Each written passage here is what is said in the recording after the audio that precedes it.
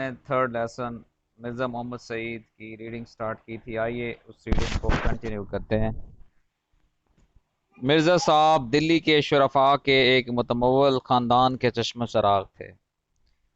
تراہا بیرم خان سے آگے بڑھ کر ایک راستہ سیدھے ہاتھ کو مڑ جاتا ہے، اسی کے نکڑ پر مرزا صاحب کا آبائی مکان تھا۔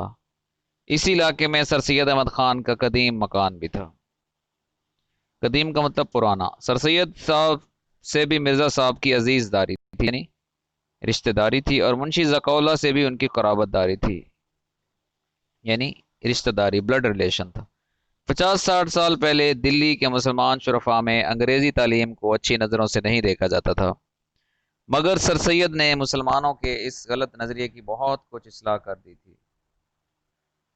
یعنی 50-60 سال پہلے اس واقعے سے مسلمان جو ہے نا وہ انگریزی تعلیم کو اچھا نہیں سمجھتے تھے، مگر سر سید احمد خان نے علی گڑھ بنایا اور اس کے بعد انہوں نے برین واشنگ کی مسلمانوں کی کافی، جس کی وجہ سے پھر انگریزی کی طرف مسلمان جو ہے نا وہ راغب ہو گئے۔ اسی زمانے میں دلی کے دو نوجوانوں نے اعلیٰ تعلیم حاصل کر کے علمی حلقوں میں نمود حاصل کی، شہرت حاصل کی۔ ایک پروفیسر مشتاق احمد زاہدی تھے اور دوسرے پروفیسر مرزا محمد سعید۔ مرزا صاحب نے اس صدی کے آغاز میں لاہور کے گورنمنٹ کالج میں تعلیم حاصل کی۔ ان کے استادوں میں علامہ اقبال بھی تھے، جن سے ان کے مخلصانہ تعلقات آخر دم تک رہے۔ انگریزی ادبیات میں ایم اے کی سند لینے کے بعد مرزا صاحب نے 1906-07 میں سال 2 سال علی گڑھ میں پڑھایا اور اس کے بعد گورنمنٹ کالج لاہور ہی میں انگریزی کے پروفیسر ہو گئے۔ پنجاب کے بیشتر اعلیٰ عہدیدار یعنی اعلیٰ عہدوں پر فائز لوگ جو تھے مرزا صاحب کے شاگرد تھے۔ پطرس اور تاج نے بھی مرزا صاحب سے اکتساب علم کیا، یعنی علم حاصل کیا۔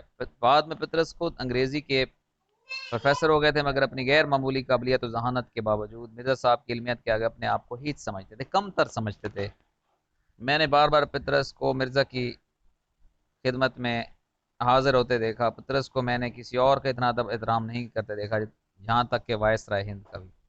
پطرس کے سلسلے میں ایک دلچسپ واقعات یاد ہے۔ پطرس آل انڈیا ریڈیو کے ڈائریکٹر جنرل ہو گئے، مگر پرانے دوستوں سے رسم و راہ میں ذرا بھی فرق نہ آنے پائے، یعنی پرانے دوستوں سے جو ان کے تعلقات تھے ویسے کے ویسے رہے۔ بعض لوگ ہوتے ہیں اوپر چلے جاتے ہیں، کسی ہائی رینک پہ چلے جاتے ہیں تو پھر وہ پرانے لوگوں کو بھول جاتے ہیں، لیکن پرانے جو لوگ تھے ان کے ہاں یہ والا خود غرضی پر مبنی یہ رواج نہیں تھے، بلکہ ڈائریکٹر جنرل جب آل انڈیا ریڈیو کو گئے پھر بھی پرانے دوستوں سے ویسے ہی ان کے تعلقات مراسم ویسے کے ویسے رہے۔